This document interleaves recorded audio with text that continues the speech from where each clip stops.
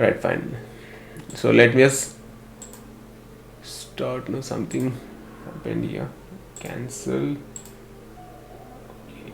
There is tab window. There is another tab. Okay. So periods of English literature. Got it. Can you see the screen?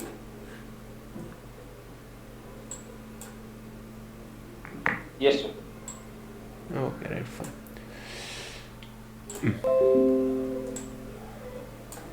Right, fine.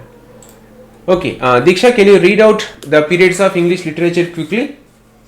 Sure. So, the year and the name of the period, right? Yes, it is about the literature. Periods we'll discuss later. It is about the literature part. Start reading. Okay. Periods of English literature. In 450, Old English literature started and it ended on 1066. 1066 to 1500 was the period of Middle English literature. From 1500 to 1660 was the period of the Renaissance or the early modern period. 1558 to 1603 was the period of Elizabethan age.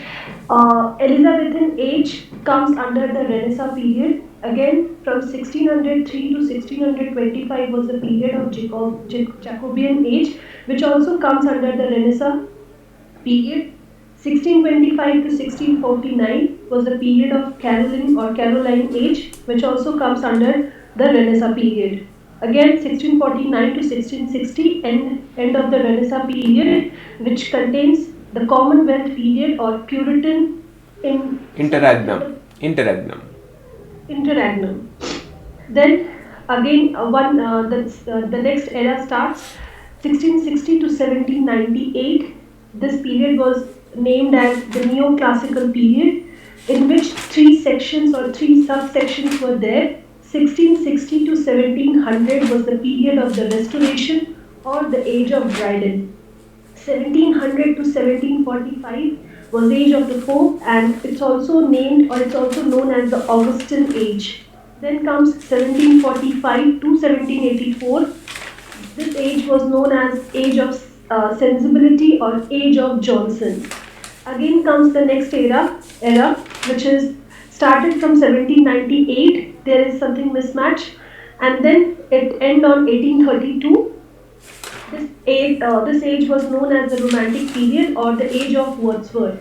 From 1832 to 1901, this era is known as the Victorian period. Then 1901 to 1940, this period was the Edwardian period. 1914 to this year was the modern period.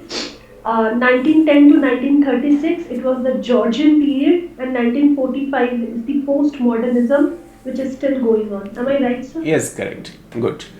So now, without any delay, let us start the class. Is it clearly visible, or the toolbar is hiding any information? Yes, sir. Toolbar is hiding, sir. Okay. It's hiding information. Right. 1 second. Let me adjust it. Okay, right. Now, is it fine? Is it okay? Yes, sir. Right, fine. Okay.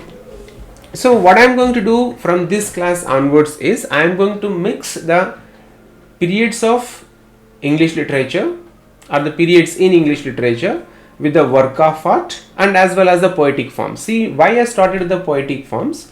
The reason is, if you have at least some background information about what is a drama, what is a play, what is ode, what is sonnet, what is epic, so then when I talk about those work of art, then I need not explain again the background information starting from the beginning. So the moment I say this is an epic, so you should be in a position to know what are the qualities of an epic. If I tell this is a drama, then you should be in a condition to tell me what are the characteristics of a drama. So that was the reason why first few classes I started with the poetic forms or poetic literary figures, literary forms and all those things, so that there will be no confusion once I start the periods of English literature. Now the periods of English literature starts in English literature. See, if you take Bengali literature, or if you take Urdu literature, if you take Telugu literature, or if you take Kannada literature, so all literature is connected with people. It is the people who produce that literature. So every age, every period, we have to discuss first the people in that age, the history of that age, then the literature of the age, and the works and authors of the age. So this is the 3-step structure I am going to follow hereafter.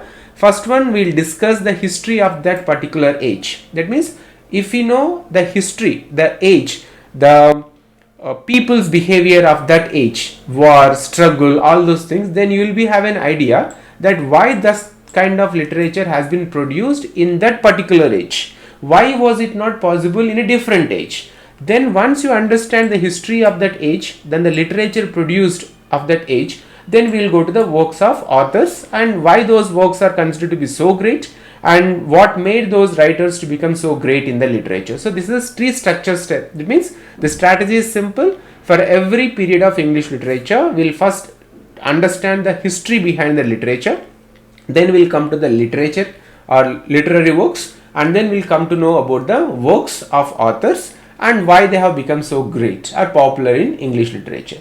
So let us begin with this structure or this strategy. So 450 AD to 1066 AD. So we don't know what actually happened before 450 AD. So we will start with the Old English period. It is also known as Anglo-Saxon period. Anglo-Saxons, these are Germanic tribes. Okay, Jutes, Angles and Saxons. See, like India, in those days, even there was no England, there was no United England, or there was no United Kingdom. So there were also tribes. So group of people, a group of tribes, they used to fight among each other. So these were the most barbaric tribes, brutal tribes, Jutes, Angles and Saxons. So that's why it is known as Anglo-Saxon period. These brutal tribes, they invaded each other and they tried to occupy or establish their dominance on land. Which land? England, Anglo-Saxon land. So these are the Germanic tribes, Jutes, Angles and Saxons. Out of this, what happened? The unification started. Alfred the Great, he is the king or the first king of the West Saxons from 871 to 866. See, a great kingdom can be made only with great people. So a great nation can be done, or great nation came into force only with the great people. So the first one is Alfred the Great. He is the first king of West Saxons from 871 to 886. And he is also known as the king of Anglo-Saxons from 886 to until his death in 899. So what I want to say that these Germanic tribes, once they started fighting with each other, invading others countries, there was great turmoil, there were fights, wars and all those things. So when there is any nation which is undergoing fights, wars, battles, so there will be no peace of mind, not only in the kings but even in the normal people's lives also. So that's why there cannot be a great literature cannot be produced during that time. Now during this age, what happened? The end of the age, I am talking starting and then now coming to the end of this Old English period or Anglo-Saxon period. A Frenchman from France, William the Conqueror, his name is actually William, who is this? Rijo Thomas? Sir, it's my husband. We were trying to log in from the lab. Okay. So you want me to admit? Yes, sir. Yes, sir. So If you don't mind. okay, right, fine. Let me admit. Okay.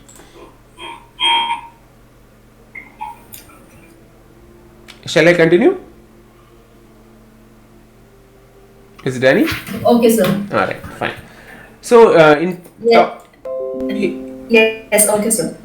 So in 1066 AD, William of Normandy, he is from Norman. So William of Normandy, he conquered the England. I mean that land. William the Conqueror, France occupied the England, and his name is William of the Normandy, and his is also sorry. I just lost the what do you call that? The text. I would like to tell you one thing. This is the beginning of the age. At the end of the age came when William the Conqueror, who's from France, occupied the England, and is also known as William of the Normandy. And in the Battle of Hastings, that means Hastings and Normans, in the Battle of Hastings, which was held at 1066 or 1066, it was the Battle of Hastings conquers William, Duke of Normandy. After conquering this land, England, that means after becoming victorious in that war, he became the king of England. That means when William of the Normandy, Duke of Normandy, both are same, when he became the king of England, then we have to go with the literature of that particular age. So what I want to say, in Old English there is no much to read, there is no much to understand because it is too impossible. Now let us come to literature part. So the literature which was written during this Old English period or Anglo-Saxon period, it was impossible to understand English of that period, because the English which was written in those ages were not, we can't understand that kind of English, and it was mostly written in Latin. Latin influence was too much, and it was almost all impossible to understand the literature produced during Old English period or Anglo-Saxon period. And what is the main content of that literature? That means what they used to write, or about what they used to write during that Old English period or Anglo-Saxon period. Generally the theme, they focus on the heroic ideals, wars, fights, Viking travel. See what happened in those days were those people who fight, they go against other people, when they wage a war, when they go and fight in a battle, when they become victorious, their ideals, their stories are portrayed in a historic way. But there was no written document of those kind of things. It was orally transmitted from generations to generations. And their wars, fights, and Vikings travel, how they used to travel in the rough seas, North Sea, and all those things they used to orally explain or orally translate from one person to another person, from generations to generations. So these are all based on oral storytelling. So there was no written evidence, it was all based upon the oral storytelling. And why they were written, or even if it was written, though the oral storytelling was after that, if they have written in some way, it is to just please aristocracy. That means it is to please the aristocratic people like kings, queens. So all that literature concentrated about the kings' victories, queens' beauty. And their main religion in those days was paganism and Christianity. What is paganism? Other religion other than Christianity. So the religion also played a crucial role, and they produced the literature, but that there is no much to discuss about the Old English period or Anglo-Saxon period literature. First thing is, it was too difficult to understand, and it is based upon oral storytelling. Now if you try to understand, if you try to consider few important works and authors, then we have to go with the first one, Bede, poet. He had written Cadmon's Hymns. It's actually Charms, collection of poems, and this is the first written poems in English literature.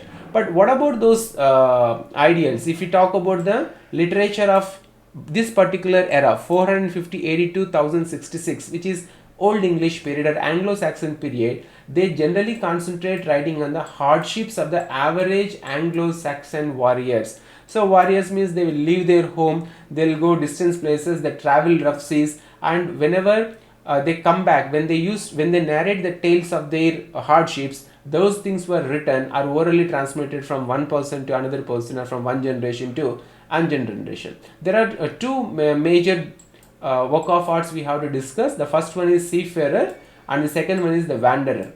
What is Seafarer's story? It is about a man describes his horrid life on the sea. See, traveling on sea for a continuous period, it's not so easy, and the two on rough seas. So after the person returns, he had narrated his story, and somebody has written in form of a writing or storytelling, and that particular name of the book we call it as a Seafarer. In competitive examinations, very rarely they will ask questions from the Old English literature, but it is better to know at least the names of the works of literature in the Old English period, and the theme, what is the actually theme of that particular book. At least 1-2 lines if you know. In examination, if they ask you a question by chance, at least you will be in a position to identify the right option.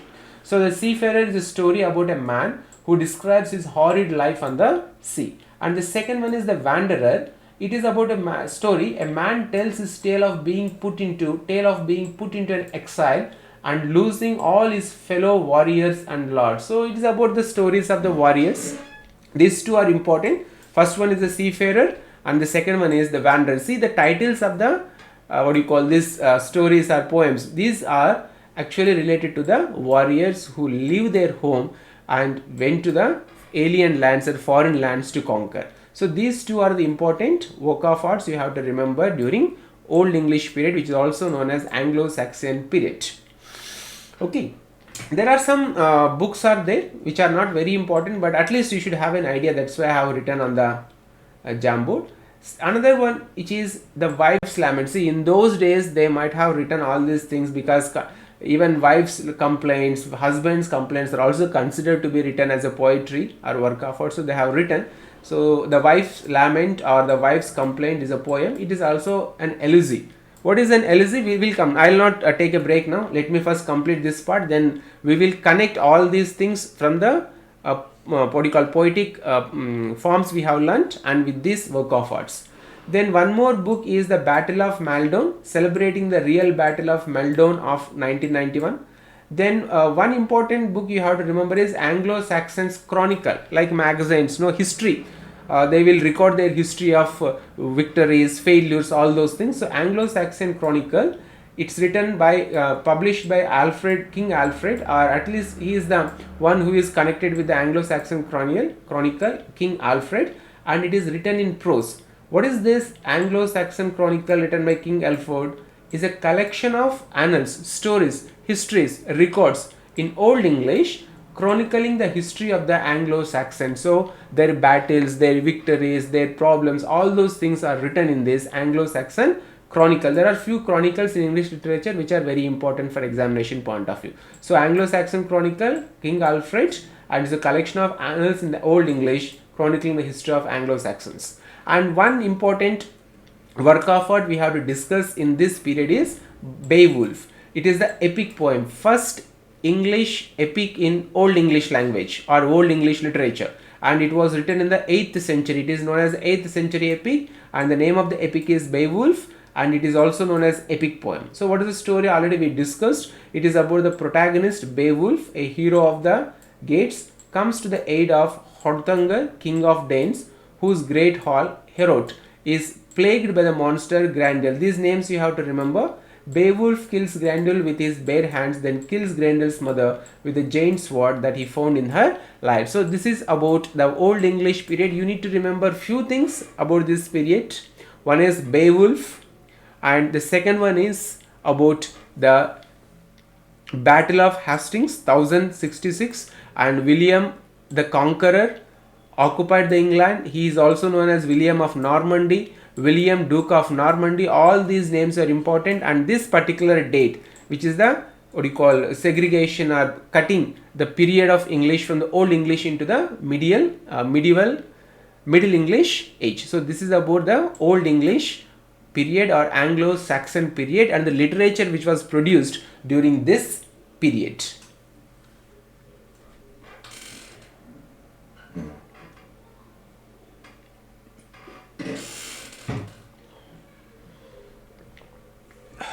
Any questions? So, what is the meaning of the word annals? It's a kind of a chronological record of the history. I also checked, but I am not able to recollect now. AANLS, right? Let me.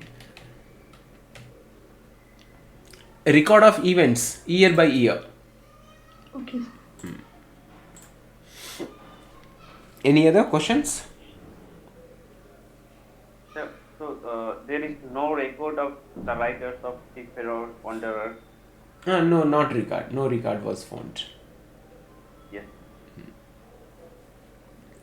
Those are all Old English literature. It is very difficult to identify. Even for Beowulf also, it is author is unknown. Nobody knew who is the author of the Beowulf.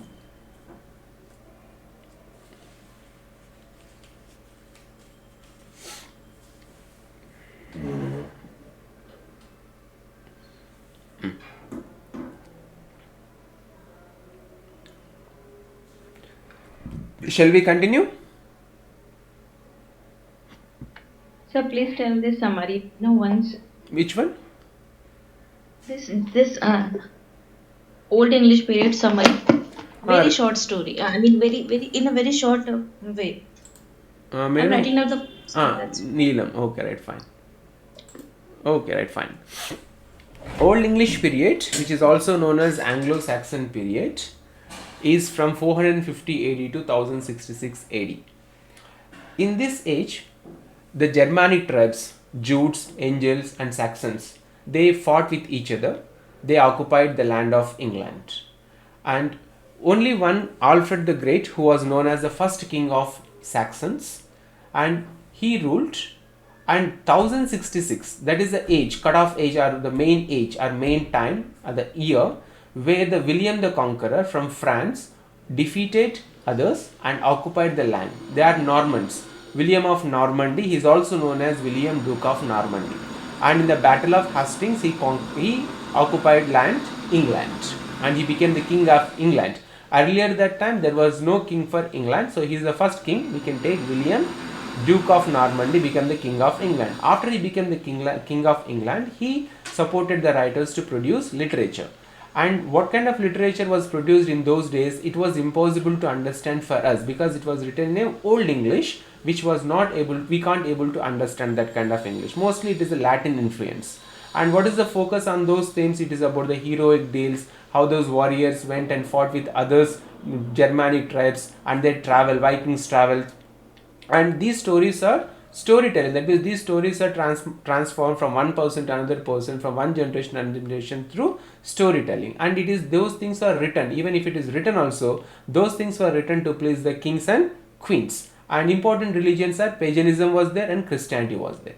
And if we come to the work of arts of the people, then we have to remember the seafarer and the wanderer. And the one more famous first English epic was the Beowulf. It was written in the 8th century and the author was unknown. And it is a story about a king who went into a different place and he killed one, what do you call this one, a kind of a water, demon, Grendel. So that is about the story of the Beowulf. It is a first epic poem written in English literature and is the overall brief summary about the Old English period, which is also known as Anglo-Saxon period.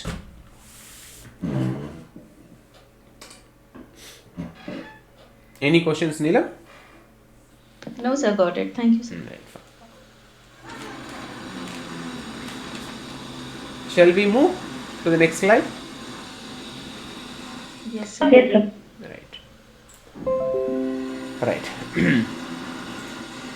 Now, after Old English period, we have from 6066 AD to 1500 AD Middle English period. That means during this period, whatever the literature is produced, that is called Middle English literature. Okay. So what is the dates? 1066 AD to 1500 AD. Neelam, can you hear me? Yes, sir. So what is AD means? I forgot. What is AD? At least BC? Before Christ. Then what is AD? Others can help her. What is AD? I think it is Anno Domini, sir, something like that. Right. It has two full forms, sir. Hmm. One is Anno Domini and the second is after death, means the year which is considered after the death of Christ, sir. Right. Okay, fine. But what is that first Anno Domini? It's Anno Domini. What does it mean? I think the same meaning, sir. The death means the period after the Christ's death, sir. Right. Okay, let us go. So the history, first we'll understand the history of this Middle English period, and then we'll come to the literature, and then we'll discuss the important literary work of arts writers in the Middle English period. So as I told you, 1066 is the important point in the history of English literature, because invasion of England by William the Conqueror. And then this 1066 AD to 1500 AD is again subdivided into different periods depending upon the people who rule that country or rule England. 1066 to 1350 is the Anglo-Norman period. Which period? 1066 to 1350 is the Anglo-Norman period. French people dominated. Mostly it was the rule because William the Conqueror also came from France. So it is the French period. 1066 to 1350 is the Anglo-Norman period. And if we try to understand the structure of the society, feudalism was predominant. So what is feudalism? There were lords, kings, and we can use one word called servants. That means these kings, they used to support these lords, and lords used to support the kings because they want the army backup or support, and those people own lands.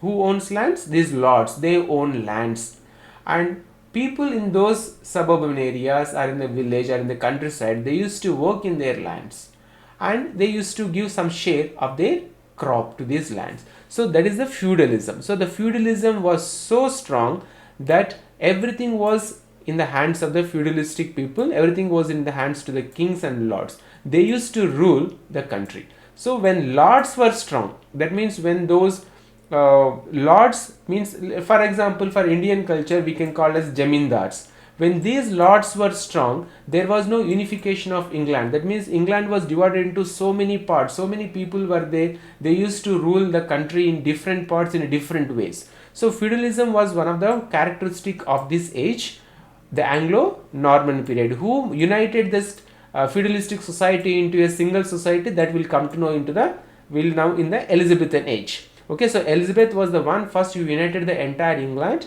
and the feudalism effect was completely reduced in the Elizabethan age. Let us come back to the story. So here during this 1066 AD to 1500 AD, which is a Middle English period, we are focusing first on the 1066 to 1350 Anglo-Norman period. So here the French literature was that means French literature was dominant, and it influenced the English literature also. So what is the most important aspect the French literature influences?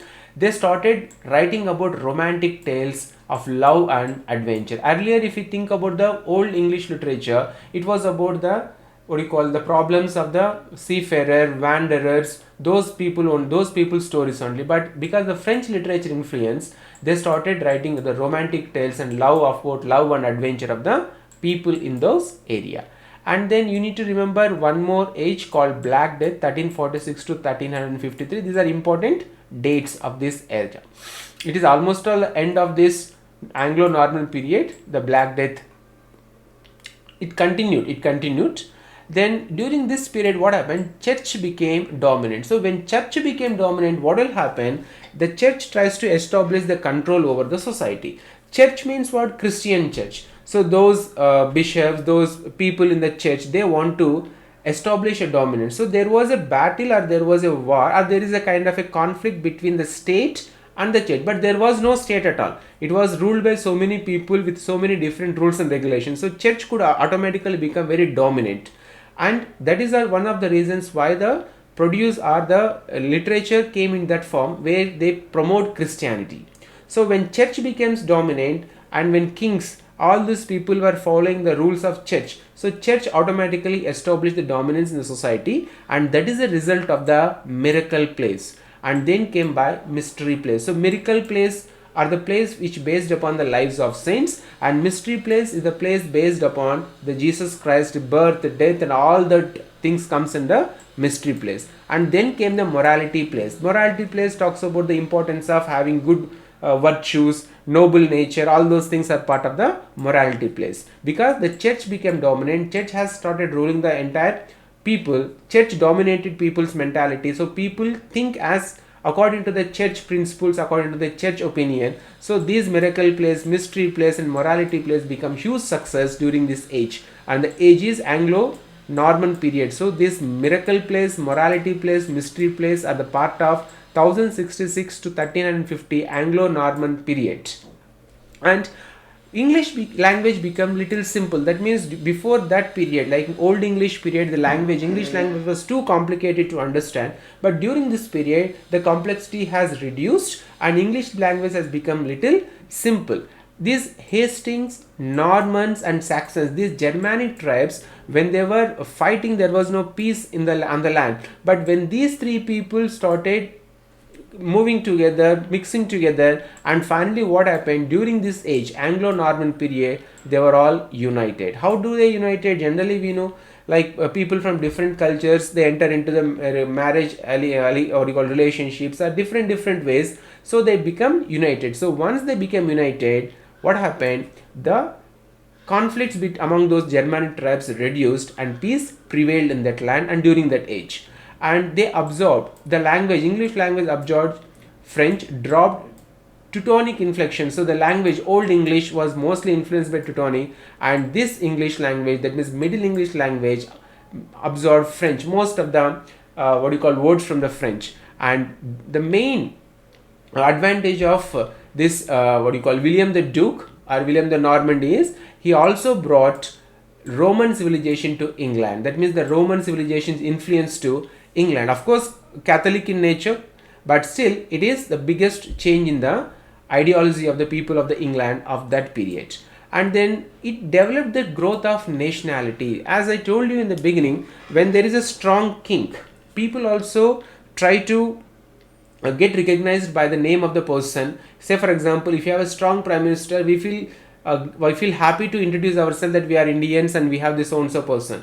And so in the same way, the growth of nationality, that means an idea about United Nation also raised, and it is centralized government started slowly when these three tribes united. So there was a unification of the tribes, and William the Normandy, that he tries to rule the country, rule the England in a very systematic way.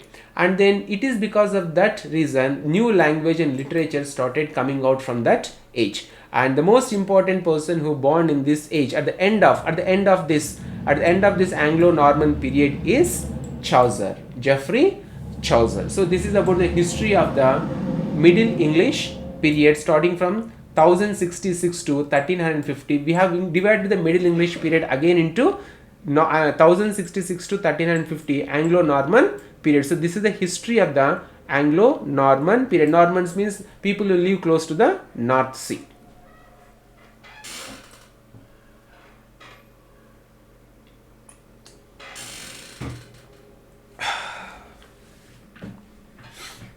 Any questions?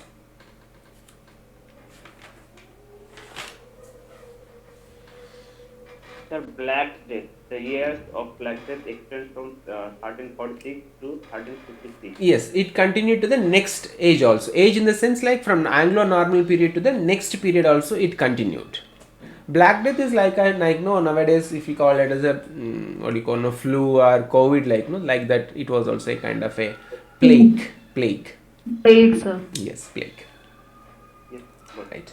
Okay, now it's now my turn and you have to answer to my questions. As I told you that I am going to club all those topics now. Now whomever asks you, you have to be in a position to tell me the information. If you have forgotten, then I'll give you imposition to write that particular topic. Diksha. Yes, sir. Explain what is a miracle play? Miracle plays are the type of plays in which saints were the main character and the play were performed by them only. And the theme of this type of play was the life and sacrifice of a saint. They will do some magic on common people and it will become a miracle to them. And also some miracle plays also about the sacrifice of some saints. Some popular miracle plays are Shepherd's Play and the Golden Legend. Right, good. Preeti. Yes, sir. Explain mystery plays. Morality. Mystery. Mystery plays are written in the middle of miracle play and the morality play. Mystery plays are mainly depicted all kinds of mysterious incidents happening in that age. Particularly, it consists of the kings and queens stories and the plot they have created for them. This type of plays are come in which created questions in the mind of the audience at the end of the play. So just a second, I forgot. Then what are those plays where they portray the Jesus and all those things during Corpus Christi? Preeti? Yes, sir. What are the mystery plays? No, mystery plays talks about or shows about the life of Jesus Christ based upon the Christian era, and those plays were showcased or enacted during Corpus Christi and moving vans and all those things. So actually it is based on the Bible, but mainly it is upon the two parts of the Bible, sir. I think Old Testament and New Testament, if I am correct. Correct. And people from actually the story, particularly depicting the story of the Western Christian Church, and so that's it. I didn't remember that. And those are enacted on the moving mobile wagons, and it is basically, and it is the most important is to attract the masses or unlettered people to promote the Christian tales or to promote the importance and the Jesus Christ and all those things. Those are comes under mystery plays. You have to do proper revision, Preeti. Yes, sir. Sorry, sir. Okay, fine. Then Kabir. Yes, sir. Morality plays. Morality plays are was the finest of its kind. I mean, was the finest of the plays. It actually tries to concretize or personify some abstract concepts like virtues and vice. Where the vice or virtue that human being possesses, its purpose is to illustrate that something is good, something is bad on a particular scale. Right. And yes, sir. And the examples are I cannot remember. Okay, no, fine, no problem. Deepthi ma'am, can you hear? Deepthi ma'am? Yes, sir, I can hear. Give examples for morality and how many kinds of morality plays are there? What are they? Examples. I don't remember. No, you open your books or you open that screenshots which you have taken during the class or after the class. Then you have to revise, because see, if I am going to write the examination, then I have to revise, but you are going to write the examination, so you must be having the information in your mind. Deepthi ma'am, please. So, morality play, every character in a play stands for the role of an absurd quality. So, John Bunyan's Pilgrim Progress is an for that. So, you see different kinds of. What are the different kinds of morality plays?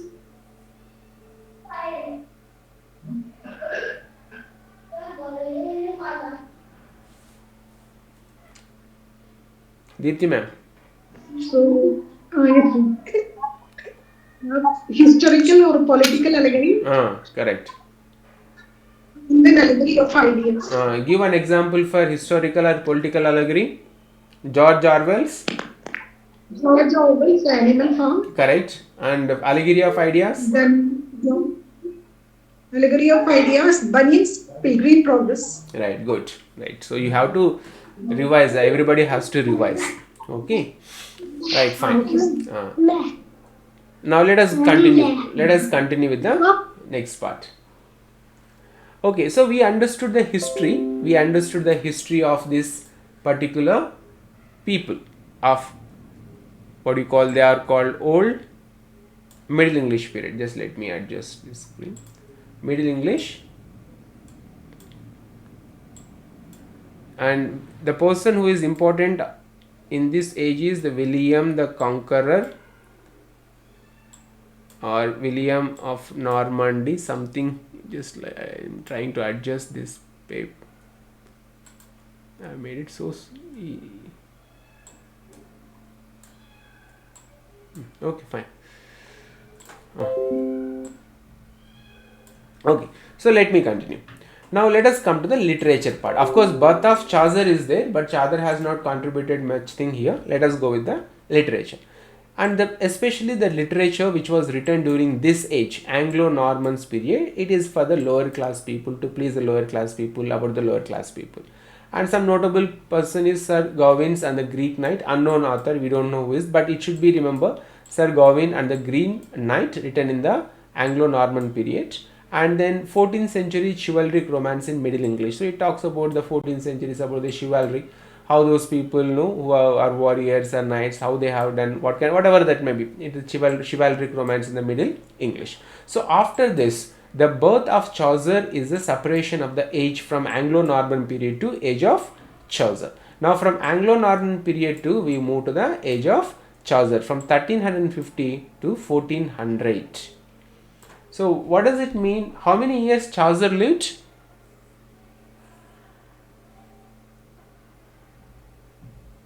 According to this, is it 50 years only he survived?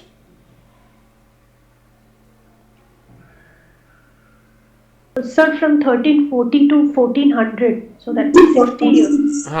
He took birth in 1340, but his age started by 1350 to 1400. That means first 10 years he has wasted. Okay, by birth only he's not started writing literature. Okay, so 10 years he wasted. So at least we have little, otherwise you would have completed the Canterbury Tales if you had started by the age 1. And those Canterbury Tales are so confusing that we have to tell our own tales to others when we fail to remember the Canterbury Tales. Let us come back to the story. So age of Chaucer starts from 1350 to 1400, and he was born in the 14th century, and the main reason is decline of feudalism. So people started coming out, they used to live their own life, and decline of the feudalism is one of the aspects. And during Anglo-Norman period, the feudalism impact was there, and it started, the decline of the feudalism started during this age. And 1382, John Wycliffe translated Bible into English from Latin. So who translated the Bible first in English language? I need chorus answer. John Wycliffe, and year is 1382. This is most important information after 1066 by William Normandy, or William the Conqueror, who conquered the England. The next most important information in this page is 1382, John Wycliffe, who translated the Bible from Latin to English first time. Okay, so the age, the person, and translation of Bible from language to language you have to remember. Neelam, are you there? Yes, sir. I'm here. Tell Sir, me. my son is making noise, that's why I kept them. Okay, right. Okay, fine. Yes. Okay, can you tell me who translated the Bible and in which year it was done, and from which language to which language? Bible was transferred into English by John Wycliffe. Year? And what else? Year. Year I forgot. Sir. Here only I have written 1382. 1382 is the year in which John Wycliffe translated the Bible into English from language Latin. And then let us go with Geoffrey Chaucer is considered the 14th century. What do you call? Can you keep your mic off, Neelam, please? Yes, sir. Yes. Okay, fine. So Geoffrey Chaucer is considered the 14th century poet, and he is the first poet in English literature. Who is the first poet in English literature? Geoffrey Chaucer, and he is prince of plagiarists. Plagiarism. What is this plagiarism? He copies other works and claims as own. So he is a prince. He is not even a practitioner. He is not even a commoner. He is a prince of plagiarism. That means he used to copy the works from other literature and he used to claim as own. So Geoffrey Chaucer is known as the prince of plagiarists, and he is the one who introduced the heroic couplet into English literature. So Geoffrey Chaucer was born in the 14th century and he is the first poet in English literature, and he is known as a prince of plagiarists. That means copy of other works and claims as own, and he introduced the heroic couplet into English literature. Diksha, what is heroic couplet? Yes, sir. Heroic couplet. I forgot, sir. You have to tell me. Refer your notes and you have to tell me. I am not going to leave anybody. Whenever I ask you a question, you browse your books, you refer information, you give me answer. But at any cost, you have to give me answer. Sure, sir. Tell me, Diksha. What is a couplet? I mean, heroic couplet. So give me a second, sir. Okay, others also. It was done under poetic forms. We completed heroic couplets.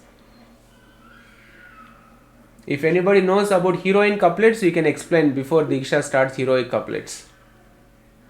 So heroic couplets are lines or a verse which rhyme with each other at the end of each line, like A, B, B, C, C. Right, fine. And like that. Who is the greatest practitioner of heroic couplets in English literature? Chaucer. After Chaucer? Shakespeare, sir. Who is Alexander Pope then? Okay, he practiced. Who is Alexander Pope and what is Rape of Lock? What is Rape of Lock? Mock epic, sir. It's a mock epic. In which form it was written? Couplet. In heroic couplets. So Chaucer introduced this heroic couplets into English literature and extensively used, I suppose he had made heroic couplets. The one more hero in English literature is Alexander Pope, the Rape of the Lock. What do you mean by the Rape of the Lock? Anybody can tell me? What is the meaning of the rape in that Rape of the Lock? As first time when I heard about that Rape of the Lock, I thought something is very dangerous story it is going to be. But sir, I think the lock refers to the hair of... what is Rape of the Lock? Cutting hair. Cutting hair, correct. So at least we should have that much clarity, otherwise like a layman, we think there is something, the story is about something, it is about the cutting of a, lock, hair. Okay. So, Diksha, now are you sure about what is the heroic couplet? Yes, sir. Alright, it is a rhyming and it is doha. You can remember in the Hindi words doha, two stanzaic poetry which has a rhyme at the end. Okay, sir. And Geoffrey Chaucer introduced this heroic couplet into English and extensively used by Alexander Pope. And Alexander Pope's one of the greatest work of art is the Rape of the Lock, which is written in the heroic couplets form. Okay. Now let us come to Geoffrey Chaucer. His very notable book, famous book is Canterbury Tales. I used to wonder for more than 3-4 months after I joined into post-graduation English literature, what is this Canterbury Tales? Something I couldn't understand this. Unless until you know what is this Canterbury Tales, it is difficult you to understand what is this. So one very fine day I understood that it is like in southern part of culture we have Kashi Majali stories. Anybody has information about this? Kashi Majali stories? Heard about Kashi? All of you have heard about Kashi? Yes, sir. Yes, So where is Kashi? it is in UP, sir. It is called Benares now? Benares, yes, sir. It's called Right. Benares, sir. So people from South India, when they travel from, like for example, people from Bangalore or people any part of Bangalore or Karnataka, let us take one word, so easy for you. When people from Bangalore, when they want to travel to Kashi means like now Benares. So in those days they used to travel by bullock carts or on foot. So when they used to travel, it might take 4 months or 5 months. So when they were traveling from Bangalore to Kashi, they used to stay or they used to take halts at so many places in so many ways at so many stages. So all those stages, all those places, when they write, those things comes under Kashi Majali tales. That means from Bangalore to Kashi, all those tales. Kashi Majali means it is a Telugu word. Majali means the halt, the place where they stay for one night, they take rest. So from the Bangalore to Kashi, Bangalore to Benares, when the start journey, the entire episode, that means the entire journey broken into so many segments and so many into pieces. And when they were traveling from Bangalore to Kashi, those people in those days, they don't have WhatsApp, they don't have Instagram, they don't have this kind of Facebook nonsense. So they used to tell tales to each other. They used to narrate tales, obviously by themselves, about themselves or about the person who know them, whom they know very clearly. So those tales wanted to be written as Canterbury Tales. That means we have southern people like Kashi Majali Tales. In the same way, Kashi Majali means from Bangalore to Kashi, the tales, the stories during that. That means I will tell one story for one day, another person will tell another story for one day. So nowadays, no, everybody will lock their head and mind and everything to the mobile screen. But those days they used to have a lot of time, and especially when they were traveling from one place to another place, they used to tell stories to break the boredom. So this is about the Canterbury Tales. So the moment that the day I understood 10% of English literature, because that kind of, like Buddha got some kind of enlightenment, I too got some kind of enlightenment in English literature. Otherwise, that Hughes book, I have that Hughes book, Canterbury Tales by Geoffrey Chaucer. I used to get nightmares about that book when my professor told me to read that book and to come and explain in the classroom. So do you really understand the Canterbury Tales, Preeti, Diksha? No, sir. No, sir. No, sir. At least now you understood what is actually the Canterbury Tales means. It is the journey. The people who started journey from point A to point B, and the point B is actually a place they have to reach. Shrine of Saint Thomas Becket at Canterbury Cathedral. That means these people, they started the journey from London and they are going to this shrine, temple, or whatever that comes under. It's a burial place of the Saint Thomas Becket at Canterbury. So the place is Canterbury, and these group of people, they are going to the shrine Saint Thomas. Like we go to Kedarnath, Badrinath, whatever that place. No. So these people are also traveling from their place, from London to Canterbury, to visit the shrine of Saint Thomas. And while they were going and while coming, they decided that each one will tell two tales. So those tales, when they group together, written by Geoffrey Chaucer, those tales are written under the title the Canterbury Tales. At least you have some idea about this big book. Yes, sir. Now just you told, means I got reminded that our professor told us about this thing, that all the pilgrimages have to share their one or two incident or of their lives. At least your professor was good. Our professor just showed the book and left the classroom, and next day came and asked us what is Canterbury Tales and all those things. Okay, so it happens, because they were also busy those days, and nowadays also they are busy. So they will just introduce their book and we have to read by ourselves. But I have not yet completed because it was so difficult to complete Canterbury Tales. Where is the head and tail also we don't know, and where do we read these tales. Okay, so let me come back to the topic. So the Canterbury Tales, which was written by Geoffrey Chaucer, was published in 1385. It took more than many years for Geoffrey Chaucer to write those tales. And then one more famous book of Chaucer was the Book of the Duchess, also known as the Death of Blanche. There is one more name for this Book of Duchess. And then one more famous book is Trylos and Cresside, I suppose. Trylos and Cresside, it is a source of tragedy to Shakespeare. See, Chaucer copied from other books, Chaucer copied from other literature, from Latin and all those things, and this Shakespeare is also copying from Chaucer. All this copy literature made Shakespeare the world renowned playwright. Let us come to Shakespeare, then only we will come to know who is best in copying of others' literature. So these three important books you have to remember: the Canterbury Tales by Geoffrey Chaucer, the Book of the Duchess, and Trylos and Cresside. Now let us briefly discuss the Canterbury Tales. I'll take even work of art also of that particular age, famous one or two, not like every work of art can't be discussed in the classroom. The moment I tell the Canterbury Tales, you should read the Canterbury Tales story. The Book of the Duchess, you should read at least some material, some information about, and this Trylos and Cresside. Try to read whatever the works of art I am going to complete in these classes or coming classes, so that you will develop your own notes. If I want to tell each and every story, that is technically not possible. Though I will read, I will prepare notes and explain the story, but I will remember, you will never remember. So that is the reason why professors force us to read the books and to come and explain the story, or to give a what you call 1 or 2 pages summary. So that is the reason. So it is better to read. I will take up 1 or 2 work of art that particular age. Now, what is the main story of Canterbury Tales? Is a collection of 24 stories. See here, I have written something which is contradictory in nature. 24 stories. It is printed in the what you call online source, but in my notes it is about a different number of tales.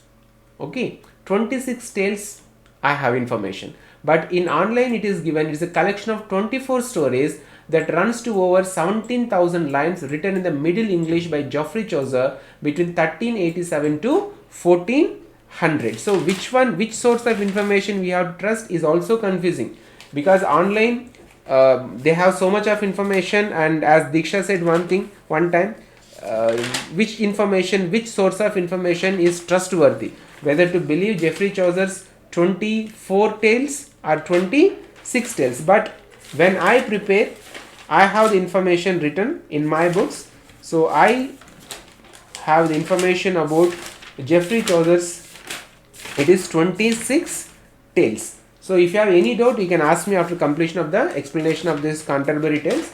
I'll give you the reference of the information. Now otherwise I'll lose that tempo. Okay, so what is this story about the Canterbury Tales? So they want to travel from London to this visit shrine of Saint Thomas Becket, which is located in Canterbury Cathedral. So total how many people started this pilgrimage? 30 people, they are in the one group, and they have decided at the beginning of the journey that each one will tell 2 stories during onward journey and 2 stories in the downward journey or in the return journey. So that means total each person in this group will give 4 stories. So 4 3s are how many stories are supposed to be? 120 stories. But only 26 tales or 26 stories are written by Geoffrey Chaucer.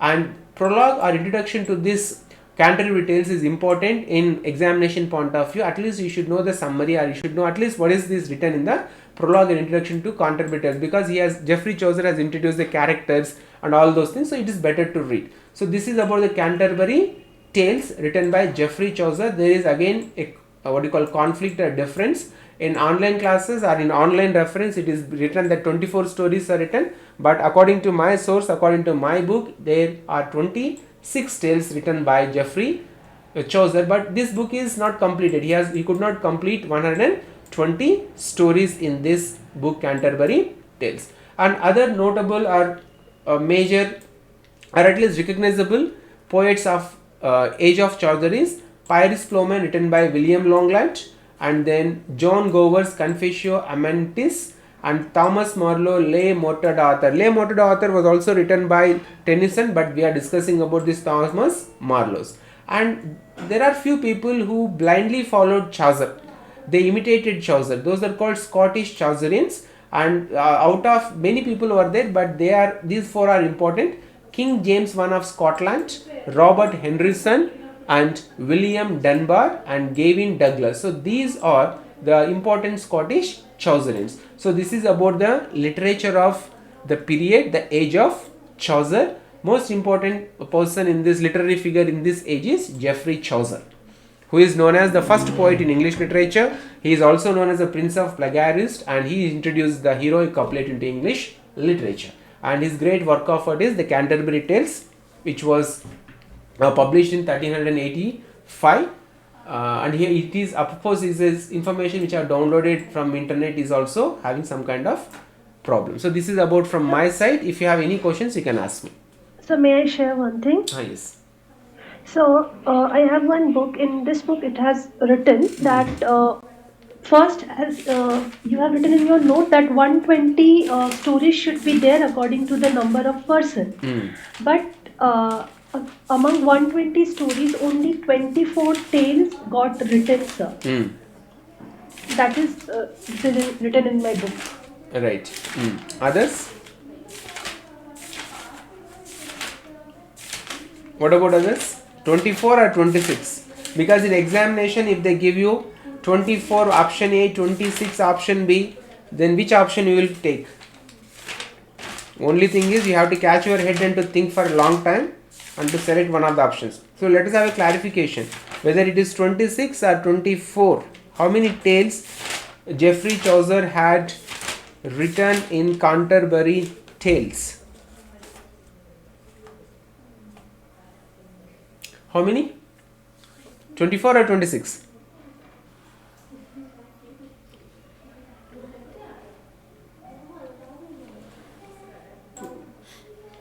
Is it 24 or 26? For me, in my book, it is 26 tales. That too, only 26 tales. Otherwise, you would have written all those remaining books. He could not complete writing the remaining stories. Okay.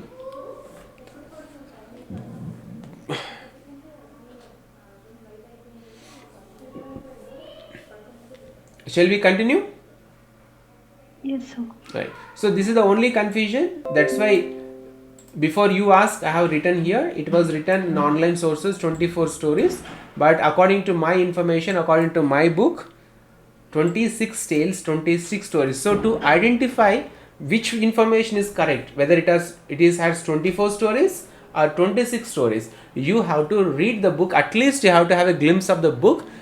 At least you have to go through the book once, then only you will come to know whether it is 24 tales or 26 tales. And there are some important tales, important stories are there. You have to go with the night story and all those things are there. At least you should have little information. These things may not come directly in your PGT English examination, but sometimes if they want to filter out the candidates, they may give any kind of a question from the English literature. Okay. Shall we go ahead? Yes, sir. Yes, sir. So these 24 stories. Deepti ma'am? 23 pilgrims tell the stories. 24 stories are that altogether. Not 26? Chaucer pen pictured only 21 pilgrims. But 23 pilgrims tell stories. And 24 stories are all there altogether. Right. I don't know whether it is the correct information or not. But if 23 people told only towards onward journey, then there should be only 23 stories. Why again 24th? Sir, one more line is written, sir. Here it is written that Harry Bailey, the host of the inn, means the owner of the inn, suggests that a storytelling contest according to which the pilgrim with the best story would be awarded. So I think, sir, the best stories only got written. This may also happen. All right. You all try to find, because if I don't leave you a little confusion, you will not study. So find out and tell me in the next class whether it is 24 stories, collection of Canterbury tales, or 26 stories. You have to tell me. I will also finalize, because we should know exact information for competitive examination. We can't be go in a dilemma whether that, because in exams they will definitely give you 24, 25, 26, 27. So that time you will not get confusion. Okay. Sure, sir. Next, this age ends with the death of Chaucer. So before Chaucer, there were no great literary figures, or before Chaucer there was no great literature, and after Chaucer also there is a problem with the motivation, inspiration for those people. So what happened during this age of Chaucer, they have produced great English literature considered like the books which we discussed. And after the death of Chaucer, there was a decline in the quality of the literature. Though there were some minor poets are there, but they were not as known as Chaucer. So the next stage is, next age is 1400 to 1550, the revival of learning. It is also known as a transition period. So they have a lot of confusion. They were not having clarity what to write, because Chaucer is a benchmark. For them, Chaucer has made English literature so great, and these people, they can't maintain the standards of the Chaucer. Until Shakespeare came, there was no great figure in this age who produced greatest literature in English literature. So this was the age called 1400 to 1550, the revival of learning. They were trying to understand the things, they were trying to produce the literature at least to match with the literature produced by the Chaucer. So it is also known as the transition period. And one important information you have to remember is, in the year 1477, first book printed in England, that means the printing press came. That means the invention of the printing press, and books started getting printed. And because of this, what happened, the publication of books has become so easy. So this is the change in the English literature of the publication of the books in the print form, or the invention of the printing press. So I am just completed from 1066 AD to 1500 AD, Middle English period. It is again subdivided into three parts. 1066 to 1350 is the Anglo-Norman period, and from 1350 to 1400 is the age of Chaucer, and from 1400 to 1550, 150 years is the revival of learning. This is called transition period. Only one notable incident happened. We should remember is the printing of the first book in England, the invention of the printing press in England. So this is about the Middle English period after Old English period. Any questions from your side? So in my notebook, it is written William Caxton, 1422 to 1491, was an English merchant, diplomat and writer. He is thought to be the first person to introduce a printing press at Westminster, England in 1476. That might be correct, but who invented the printing machine or printing press? William Caxton. Right. Any other doubts? No, sir. In the last class, you had asked us that what is the other name for the disease which was spread during. John Keats. John Keats, correct? Yes, sir. Means that question I did not remember, sir. Will you please repeat what was the question? What is the name? It is tuberculosis. Okay. Due to tuberculosis, John Keats lost his life. But there is one more word for the tuberculosis. If you read John Keats, they will use one more word starts with C. C. Okay, sir. I'll find it out, sir. Right. So it is 7:10. Shall we take a 5 minutes break and rejoin? Sure, sir. Sure. Everybody okay? Fine. Because there are, I suppose, periods of English literature. I have to start the Renaissance or early modern. Out of that also Elizabethan age today. At least I'll complete introduction. Then I have posted all those works of Hamlet, Macbeth, Julius Caesar information in your class WhatsApp group. We'll discuss briefly and then we will stop the class. At least I have to complete the Elizabeth, because if I want to teach you Elizabeth period, then I have to take the Shakespearean. I have to take the Elizabeth history and all those things. So it will take minimum half an hour to introduce this Elizabethan period also. Then we'll discuss the Hamlet and all those things. So it's better to take 5 minutes break and we'll meet exactly at 7:15. Is it okay? 5 minutes break or you want 10 minutes break? So 10 minutes. Right, fine. Okay, fine. 10 minutes break. Okay. Okay, sir. So you may all leave the classroom and then again once I send the message in WhatsApp, you can join the classroom.